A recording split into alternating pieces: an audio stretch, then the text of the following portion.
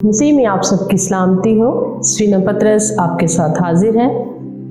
तो बच्चों, जैसा कि हम यूसुफ की कहानी सीख रहे थे और पिछले कहानियों में हमने यूसुफ की कहानी जो हम सीख रहे थे, तो उसके आगे आज हम कहानी सीखेंगे। तो सबसे पहले हम सीखेंगे आज हम सीखेंगे आयत ज़बूर 9 और उसकी पहली आयत। मैं अपने पूरे दिल से खुदावंद की शुक्रगुजारी करूँगा और उसके सब अजीब कामों का बयान करूँगा। तो बच्चों, जैसा कि हमने यूसुफ की कहानी में सीखा कि यूसुफ मुल्क मिस्र का हाकिम था और मुल्क मिस्र का सारा इख्तियार जो था वो यूसुफ के पास था। और जैसा कि मैंने आपको बताया कि मुल्क मिस्र और तमाम मुल्क में जो था वो काल का जो दौर था वो शुरू हो चुका था और ये काल के 7 वर्ष थे। और जब केनान से उसके भाई मुल्क मिस्र में अनाज लेने के लिए उन्होंने आना शुरू किया, तो इस तरह यूसुफ ने अपने भाइयों को पहचान लिया और उसको वो पता चला कि ये मेरे भाई हैं। और उसने फिर अपने आप को अपने भाइयों पर जाहिर किया। और फिर यूसुफ ने अपने भाइयों से कहा कि तुम मेरे बाप को और मेरे दूसरा जितना भी मेरा कुंबा है उन सब को तुम यहाँ पर मुल्क मिस्र में ले आओ ताकि तुम्हें अनाज की मुश्किल ना हो। और फिर उसने बादशाह जो फ़िरौन था मिस्र का, उससे इजाज़त ली। और इस तरह फिर यूसुफ ने जब अपने बाप को बुलाया तो उसने बहुत सारे तोहफे तोहफ़े अपने बाप के लिए भेजे और रास्ते के लिए बहुत सारी चीज़ें भेजी। और इस तरह फिर जब याकूब को इस बात का पता चला तो वो इस बात से बड़ा खुश हुआ और उसने खुदावंद की शुक्रगुजारी की कि मेरा बेटा यूसुफ, जिसको वो समझता था कि शायद वो अब इस दुनिया में नहीं है, और जब उसको इस बात का इल्म हुआ कि मेरा बेटा यूसुफ जो है वो ज़िंदा है और वो मुल्क मिस्र का हुक्मरान है, और वो बहुत इस बात से खुश हुआ। और उसने कहा कि मैं अब मरने से पहले जो है वो यूसुफ को देख सकूँगा। ये उसके लिए एक बड़ी खुशी की बात थी। और बच्चों, उसने अपने बेटों के साथ और उसका जो कुल कुंबा था उनके साथ उसने मुल्क मिस्र का जो सफ़र था उसने वहाँ पर वो रवाना हुआ।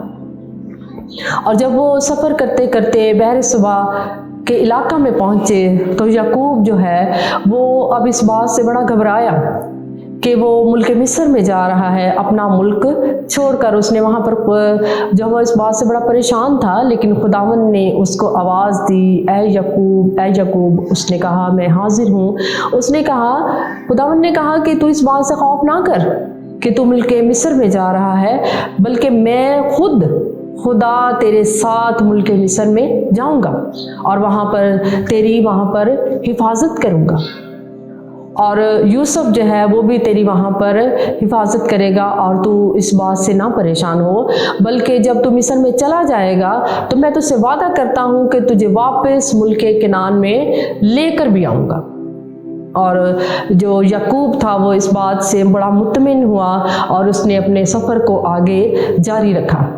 और जब वो जशन के इलाका में पहुँचे तो यूसुफ ने अपने रथों को तैयार किया और वो अपने बाप के इस्तकबाल को आगे चला।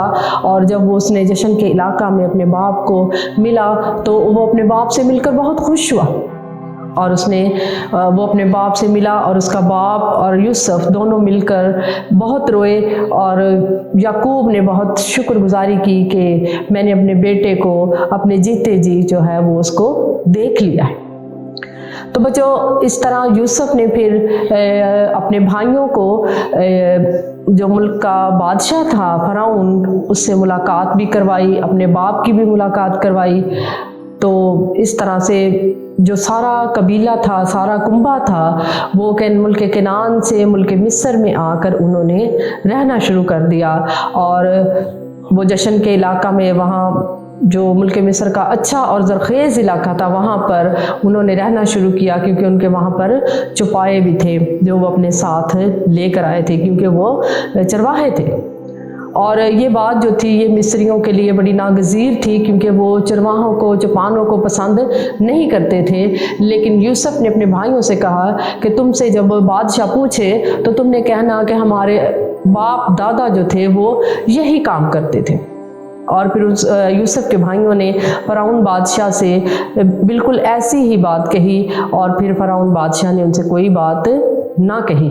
اور وہ جو تھے سارا یعقوب کا گھرانہ تھا، وہ کل ملا کر اور یوسف کے بیٹوں کے ساتھ وہ کل 70 لوگ تھے جو ملک مصر میں جنہوں نے رہنا شروع کیا تھا، اور خداوند جو تھا وہ خود ان کے ساتھ تھا، اور خداوند کی برکت ان کے ساتھ تھی، اور وہ جو تھا 70 جانیں جو تھی ان کو خداوند نے بڑا بلیس کیا، اور وہ اسی طرح وہ اور تعداد میں وہ بڑھتے رہے۔ تو بچوں مجھے امید ہے کہ آج کی کہانی آپ نے ضرور اس کو اپنے دوستوں کے ساتھ شیئر کریں گے، اور آگے بھی آپ اسی طریقے اچھے طریقے سے ان کہانیوں کو سیکھیں گے بھی، اور مجھے امید ہے کہ آپ جو میں آپ کو آیت سکھا رہی ہوں آپ آیتوں کو بھی ضرور یاد کرتے ہوں گے۔ تو اس کے ساتھ ہی میں آپ سے اجازت چاہوں گی۔ God bless you.